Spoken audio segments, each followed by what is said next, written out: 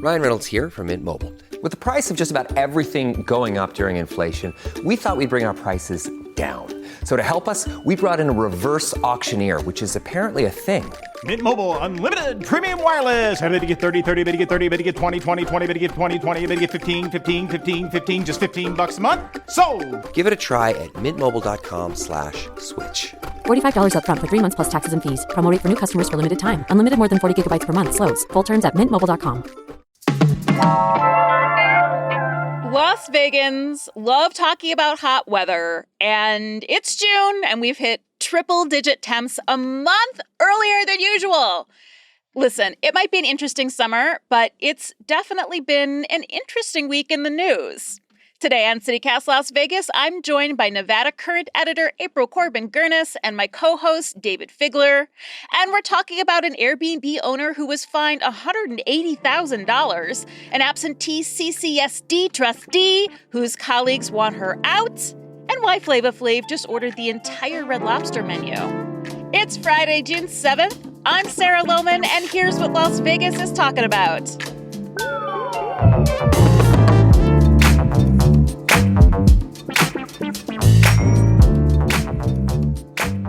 David, April, welcome. Hey there. Thanks for having me back. Let's get right into it. David, you've got an article for me about an Airbnb owner that is facing a pretty heavy fine.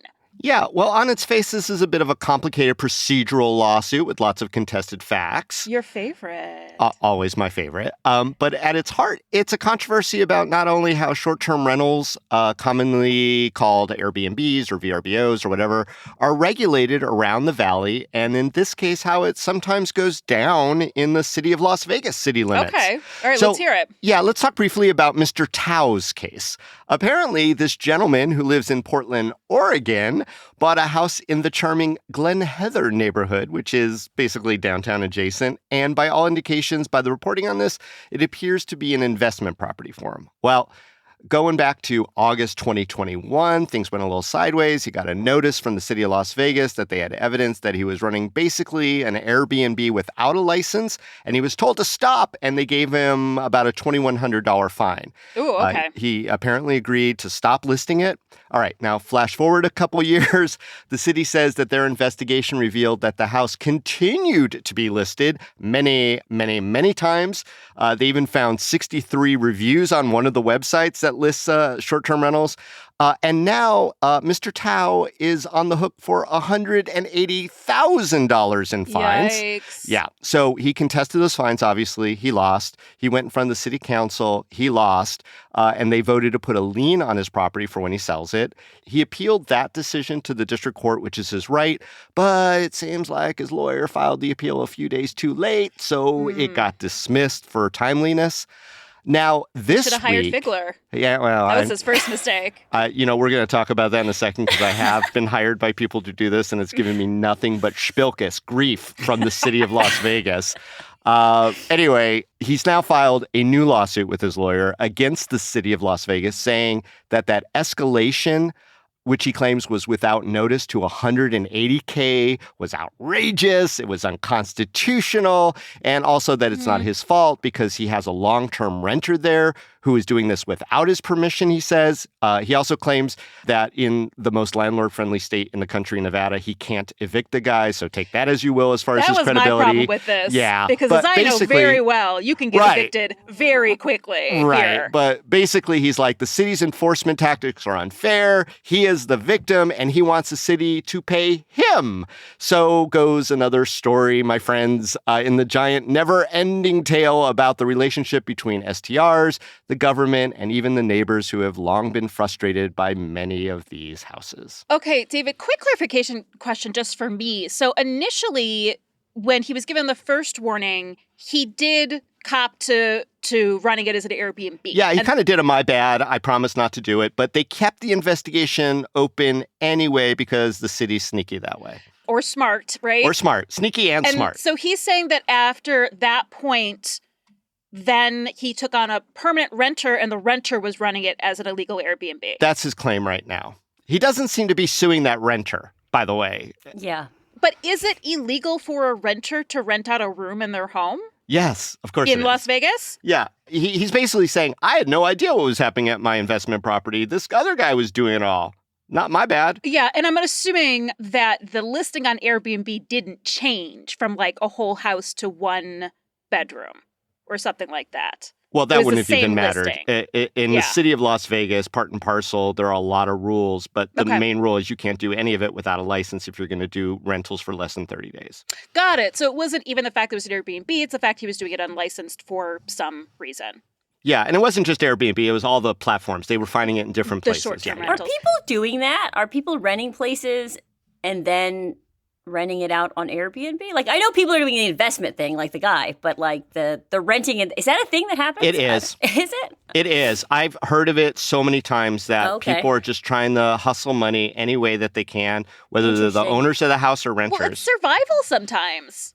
Yeah, it's survival. I mean, when Airbnb was new in New York, like definitely people rented out their second bedroom, which at the time was very legal. And actually, I can't remember if it is now, if you have to own to rent out part of your property or not. But also it was a thing, if you had a nice apartment that was a little too expensive for you, you would put the whole thing on Airbnb and go sleep on your friend's couch to make it work, which I never did, because if I have a house, I want to live in it. Okay, I appreciate all that because it is like very local city level in terms Complicated of what's being allowed. procedural, I said. Complicated procedural. And like since I've bounced around, I wasn't super familiar with what was going on here. Sure. So, okay, April, now that I've really dug down into it, what is your take on this? Do you think that this is fair against this landlord based on what his lawsuit is alleging, that this isn't his fault? I mean, obviously we're seeing one side and all of this will play out, but I mean, the initial, if he really didn't know that all of these things were like the fees were racking up and stuff, that is like, seems a little crazy to me, but I don't know if it's like illegal or unconstitutional or something like that. That seems a little crazy, but also It's not like cruel and unusual punishment, which I assume is what he's going for. yeah. But it's a big ass fine. But it's I mean, big, to and go that- from that is $2,000 crazy. to 180 grand, it's like, what just happened? Like, yeah, like if there really was no notice and like that this is racking up, like that is crazy and that is a procedural problem. And it's also not inconceivable given that people find like things are escalated through city and through courts all the time and people don't understand, like don't realize. So it could be feasible that he didn't know this was happening and that is a problem that sort of bureaucracy needs to fix somehow. And but absentee it's- landlords, like that's an issue if they don't really know what's going on their property. Yeah, but all I'll say is that I read that story and I immediately wanted to send it to the owner of the person who's running the illegal Airbnb down my street. So I was like, just so you know, this can happen to you. That's what I'm talking about, because we do know this is an issue. We knew, Yeah. I have some sympathy. People are trying to make ends meet. Housing's expensive, right? We know that. But we also know that there is a big issue with like party houses in Las Vegas, and it is difficult. And housing stock, Sarah. Let's And not housing forget. stock. You're right. It's, You're an looking Airbnb- for a house, but all these Yes. corporations are buying up houses to make them short-term rentals or motels. And that's not just happening here. That's happening in so many cities, which is one of the most destructive parts of, these short-term rental platforms is depleting housing illegally. So how do we curb this? We have fines, but are there other tools the city does or could use to curb these short-term rentals? I guess this is where I disclose my. So I've been very public in not being a supporter of unbridled Airbnb short-term rental proliferation in our community. I think that there's a lot of reasons to put the brakes on it and a lot of reasons to have the regulations that we do have and maybe even more. That said, I was once approached as an attorney by someone who was in Mr. Tao's position who wound up with a very huge fine seemingly out of nowhere, and I challenged it on behalf of my client because it really does come down to a matter of fairness. I think that you open yourself up to fines, you open yourself up to investigation. Investigations are really hard. The city is stretched very thin in their whole jurisdiction to try to enforce it everywhere that it happens. There's hotlines and all this other stuff. And so I always empathized with the city, but I just felt like they could be a lot more precise, a lot more transparent, a lot more open with the more landlords. ticketing, just Like more opportunity to remedy what's going on. Now, my particular client felt that they had more or less a loophole around it. And I don't think that they were wrong, but I think that the city's giant fine wasn't the best way either. We wound up negotiating it down. Right. Everyone in the city who I talked to about any issue, they always bring this up in my face. They're like, but you defended these guys. You don't want the city to do this stuff. Everyone deserves a defense. That is it. constitutional. But I have given a lot of thought as to kind of some of the solutions. And one of them is to hold those platforms that list unlicensed short-term rentals more accountable. And the city can do that. That they should do initial investigations into if these properties are legal within the city's laws or not. Mm-hmm. I've noticed when I've traveled, to particularly places in California, and I had to use Airbnb because I was traveling super cheap and wanted to rent somebody's room in their house or whatever. And all of the listings I saw had their listing number with the city or whoever they were licensed with. Yeah. And I wondered if Airbnb won't let that, in those jurisdictions, won't let them list it without that because they know they could get in trouble or they know that there's more accountability there, Some cities have been aggressive, have passed laws, have won in court. Places like San Francisco, places like New York have done it. Las Vegas does not have the stomach for it. And while it is a requirement that these platforms do it and share information, they are very resistant because it's making them a lot of money. And if it's making them a lot of money, and let's put it this way, if the city is all of a sudden oh, how are we going to pay for this Badlands? Oh, I know. Let's just fine all these people who are doing illegal Oh, that's not a bad idea. I like this as a solution. Right? But I think it'd be better to go for the deep pockets of those giant tech platforms that are exploiting our market. Yeah. Yes. April, some final thoughts? What do you think? Solve the problem.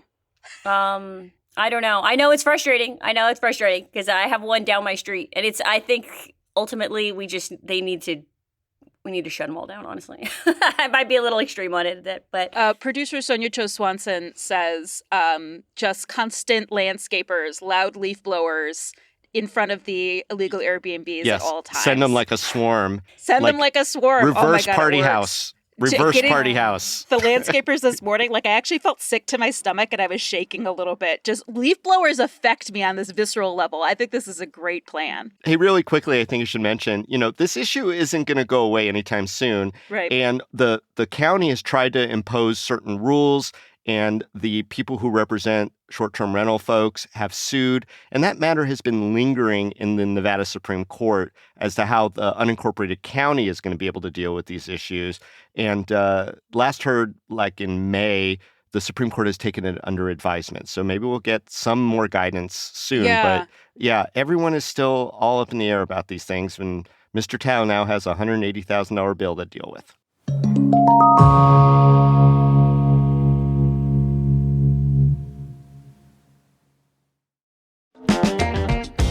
This week, CityCast Las Vegas welcomes a new local sponsor, Global Product Sourcing. They've helped Las Vegas businesses grow for the past 30 years by creating promotional items that connect brands to customers. I love promotional swag. I will take it all. Glasses cleaning cloths? Yes, my glasses are dirty. Little packs of Sandy wipes? Yes, they're going right in my glove box for when sticky children get in my car.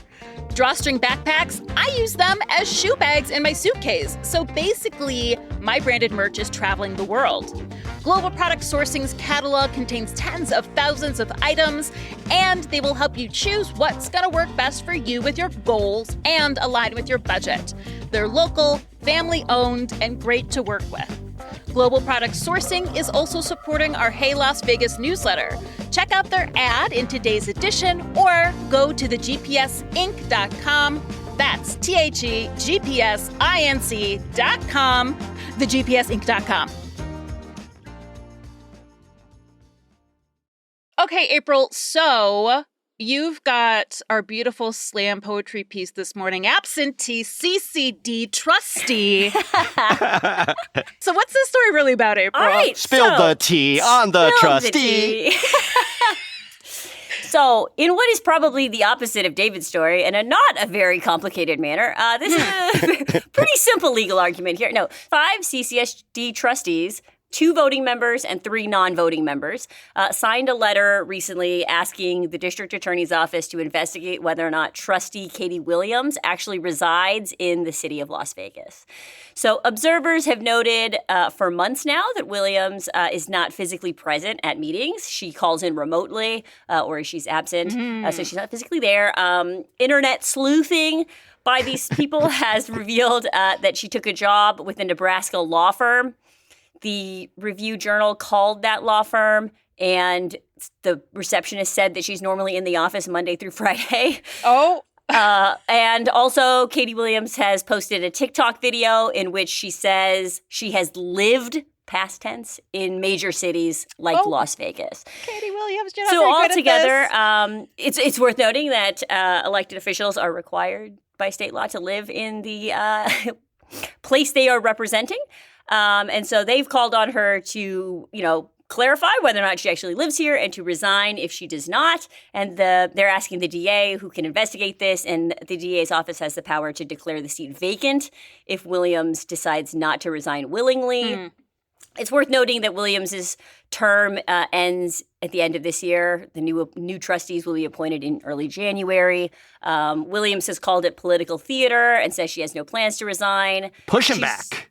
Yeah, she suggested that she travels between several locations for work. Did she say that one of those locations that she travels back and forth for work is indeed Las Vegas? Yeah, she still has a home address here. So Not that's really. what complicates it. She still definitely has a house here. Ooh, maybe it's a short-term rental, though. It's Sorry. Let's hope Sorry. her name, reporting, I think in the RJ or Channel 8, who've both done a good job reporting this story, have said that she does have a name on a deed. And it's a deed. It's a house that she shares with her ex-husband because she got divorced a few years ago. Oh, the plot thickens. Yeah. I mean, we could say she's got an address here. She says, I'm a single working mom and I'm just trying to make this whole thing work out for me. I think the question I'm most curious about that I don't think we have answers to is why is she trying so hard to remain a CCSD trustee when she has clearly moved to Nebraska and, obviously plans to at the end of her term? She's not running for re-election. She cares so deeply about the school district Maybe. and all of its Why? machinations. That part is crazy to me. April, what do you think? Why wouldn't she want to just resign from her position? Why is she fighting this? Well, I mean, I haven't talked to Katie Williams. She hasn't made extensive comments on this. So this is sort of, I want to be clear that I'm sort of speculating here. I mean, I think there's 2 ways you could look at it. You could look at it as genuinely she goes back and forth. She may still come back here. She may be traveling to a certain extent. She may not know residency rules in terms of how long you need to be staying here versus there. What's your permanent place? We don't know whether or not she's given up, the Nevada license. Is she going to vote in the primary? You know what I mean? Here, we don't Okay. know necessarily what that, she could be going back and forth. If we take her at her word that she's traveling and we assume that maybe she's traveling here, maybe she doesn't understand what the residency rules are. David probably knows. That's a legal question. Oh, no, I don't want to jump in on that, but I do okay. want to ask you, April, what kind of trustee has Katie Williams been? Is she a vital, important force in the Clark County School District Board of Trustees? Well, I mean, so Katie Williams, if you don't remember the history of Katie Williams, she was a beauty pageant contestant who made national news because she vocally indicated her support of Trump, and then that made her lose her title. For that, Back so that when was her that was a thing. original claim to fame. She kind of went, I think, after that. Her most notoriety was because during the lockdown pandemic stuff, she said she was going to go eat at Applebee's. During Red the pandemic. Robin. Or Red Robin, or whatever. It was one of those. Oh, and it was a direct beef with AOC. She basically said something like, if you're not eating at Red Robin during the COVID right now, you ain't American. Yeah, Basically. I'm It was paraphrasing. I just want defending. to point out, too, maybe she's just crazy stubborn because this position only pays $750 a month. No, but I mean, it's an important position, obviously, which is why I want to go back to that original question with April. I get she has baggage, but how has she been as a trustee? You follow, the shenanigans of the board? So one of the things that the people who are curious, this is going to meld, I think, a different question that's coming is why people are making this such an issue when her term ends at the end of this year. And well, that too, yeah. which is, and it all ties together, I think. So the the politics of the school board. There are 11 members. 4 of them are non-voting, so we're going to ignore them for a second, right? So there's 7 members of the school board. There are sort of very defined over the past few years voting blocks. There is a 4-person trustee majority who has voted historically in the last few years with Superintendent Jesus Jara, and then there are 3 trustees who sort of were very critical of Jesus Jara, who tried to get him fired and almost succeeded, but then unsucceeded when they rehired him. And there's been this drama on the school board for several years that you've seen, a lot of split votes of 4-3. And Katie Williams is in the 4, right? So Katie Williams is in the 4. So she votes with the people who were supportive generally of Jesus Jara. And so that's the thing. So the biggest thing that this Board of Trustees has to do is pick the superintendent. We are currently with an interim superintendent, and the timeline that the trustees have set is to appoint a superintendent, a new permanent superintendent, before January, before the new trustees take over, which means that it is the current sitting board that would make that decision, which means Katie Williams is a potential deal breaker in terms of who gets appointed to the superintendent role permanently. There is an interim superintendent who is the second right-hand person for Jesus Jara. It is widely believed that she is going to apply to be the permanent superintendent. She generally seems to have support among that 4-person block, so I think maybe there's some people that are on the board that are concerned that Katie Williams will support that and that they will be more of the same because they don't sort of support her.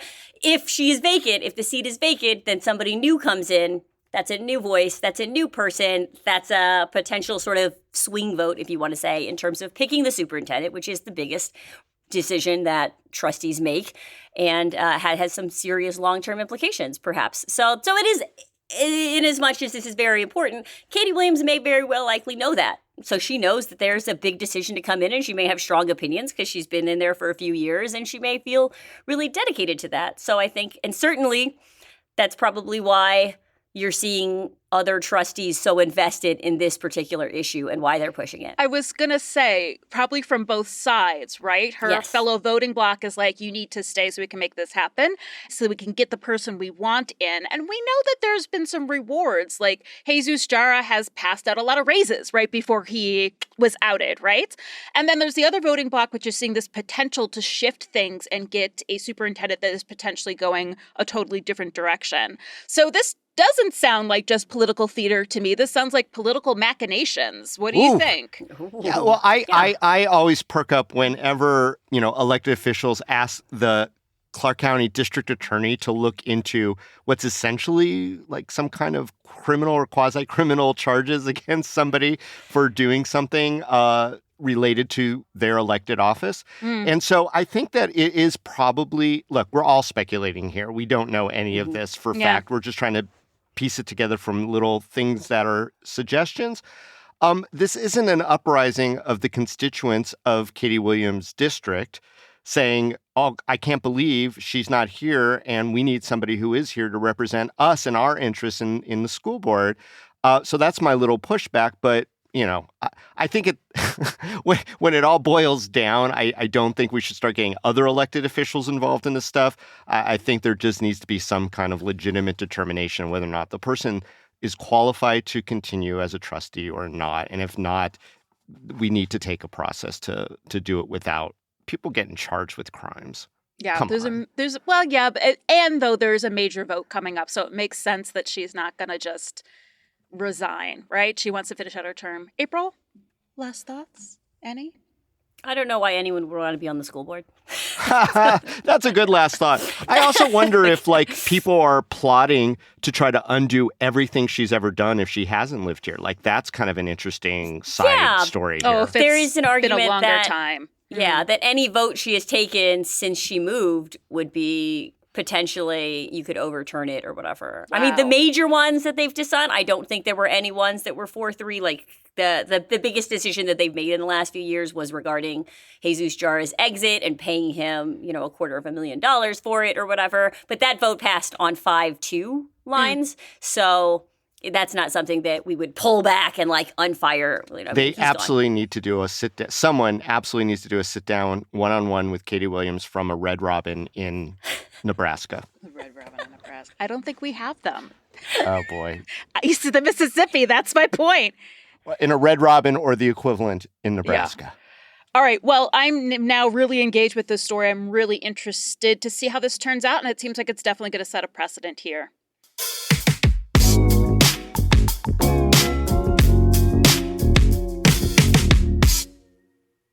Well, in our last story, a story of tragedy and possible, I don't know what the opposite of tragedy is, success, climbing out of a hole. We've got Flava Flav!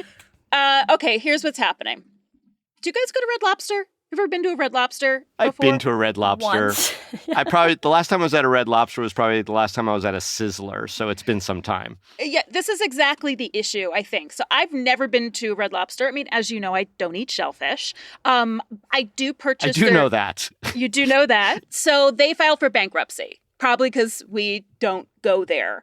But Flava Flav, local Vegas resident and rapper, hero, icon, loves Red Lobster, but specifically is calling out only the Cheddar Bay biscuits. So in an attempt to save Red Lobster, he went to his local Red Lobster here in Las Vegas and ordered the entire menu and took a photo of him like standing behind the spread of everything Red Lobster offers, which includes nachos, which kind of baffled me too. I did not realize that. Maybe we should stop in for those Red Lobster nachos. And he wrote on Twitter along with this photo, your boy meant it when I said I was going to do anything and everything to help Red Lobster and save the Cheddar Bay biscuits, ordered the whole menu. He says he's hoping others will see his posts and flock to the chain to eat and help them get out of debt. He told Red Lobster, call me, because he wants to they're talking about some sort of partnership. They will. Everyone potential calls collaboration, Flav. But do they have Flava Flav money? Maybe he's doing it pro bono. So the company's already closed about a dozen locations. Pro Brino. Is that Brine. like because of the ocean? Yeah, not good. No. Anyway, so the company's closed a lot of locations. There's still about 600, but those could close any time. And Flava Flav says he wants to use his platform to, quote, help save one of America's greatest dining dynasties. Huzzah! Epic Amazing. speech. So this is from Us Weekly. It says the whole menu is about $2,600. That doesn't include tax or tip. I thought it might be under $1,000, but I guess it is seafood. So $2,600, not including tax, tips, or beverages. So, I'm trying to buy a house, but I'm sure I could set that money aside for an important cause. I think I really need to inject right now. My typical disclaimer is that I was Flavor Flav's attorney for quite a while. Oh, that's right. Yeah. I forget about the Flav and Dave just a real relationship. I'm not betraying any attorney-client privilege when I say he's genuinely a good guy. And my guess is that he tipped really well as well. I think this is sincere. I do. I do too. I mean, I called him up, and I'm not going to say exactly what he said, but he brought his family out, and he's a good guy. He's also trying to support the U.S. women's water polo team for the Olympics. I mean, he does that kind of stuff. Is that connected to love Red it. Lobster? They're It's both not, but water-based. I mean, there is a water theme that's happening. Mm-hmm. I mean, I guess I would go buy $2,600 worth of Cheddar Bay biscuits. They are delicious, and I do love bread. So what is a celebrity that should endorse what failing business? Let's throw some more ideas out there. Who wants to start? I don't even know who to call on first. What do you think? Well, I don't understand. It's been the no-brainer of all time that local Las Vegas celebrity Carrot Top doesn't encourage kids to eat carrots. Come on. I mean, I want the vegetables to be consumed in much larger quantities, and Carrot Top is the person to do it. Why is he not out there for the Carrot Foundation? David, we could have a very long, nuanced, and boring discussion about it, but it's been proven that boards around vegetables or a fruit don't actually impact sales. So but Carrot Top would. You see what I'm saying, Sarah? The California Raisins had the California Raisins, the famous doo-wop group, and it actually didn't have an impact. I'm sorry, I don't want to rain on your parade, but maybe he needs to start his own brand of carrots. Sure. Or a carrot-flavored sativa over at the local dispensary, which seems to also be a very popular thing for celebrities to get behind these days. Of course, not to get so picky here, but Carrot Tops are green Carrot Top. Take note. Oh my God, Sarah. You're right about everything, and I just feel so small. I'm going to need to fact check that. April, celebrity endorsing what? I would like to see the cast of Magic Mike Live. End of sentence. End of sentence. Whatever they would like to endorse, I will go buy They it. smell so good. So it's probably for Axe because Axe is It out of. doesn't smell good. No, Axe is it's a failing business. Only Magic Mike, only Channing Tatum can save it. Oh Yes. my God. I mean, There they you go. should Okay. bottle whatever those dancers smell like because there is some scent that they're required to spray down that is subtle yet evocative and enticing. If Axe could bottle that, So there you go. They could save it. Yeah, they could rebrand and maybe it. the men who use Axe will also start using a fitted sheet on their naked mattress. They'll get curtains. Yeah. I mean, it's not far-fetched. Terry Crews saved Old Spice, I think. So I need a little help here because I've been deep on a research project that we're going to reveal soon. You throw out the failing brand and I will tell you who should endorse it. 99-cent stores. Oh my God. Although I don't really think they're worth Get saving. But Kathy Ireland in there. She is the queen of the random products. She did some investment thing where it was like affordable housing, drug treatment centers, and then she stocked the affordable housing with like her towels and socks and stuff. Like Kathy Ireland's 99-cent store. It's going to be a big boost for both of them. I love it. can we call it a Taste of Ireland instead or something like that? That's it. A 99-cent Taste of Ireland. Well, y'all, an amazing conversation. As always, happy Friday and thanks for coming. Thanks for having me. I'm glad to bring the hype.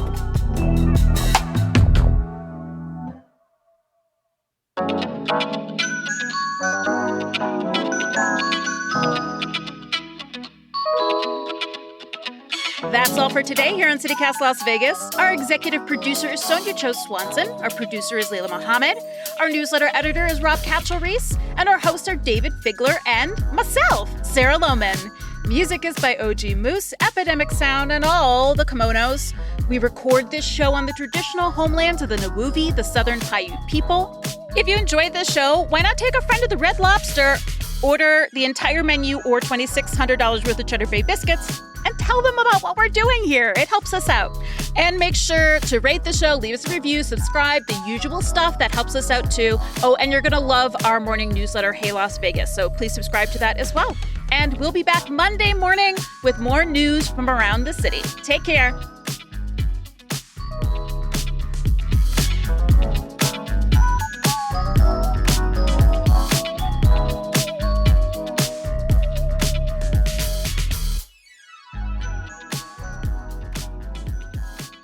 I wish I were Vogue. I can't deliver it like she can. That was You delivered it excellent. like Mike Myers from So I Married an Axe Murderer. It was the best. It's true.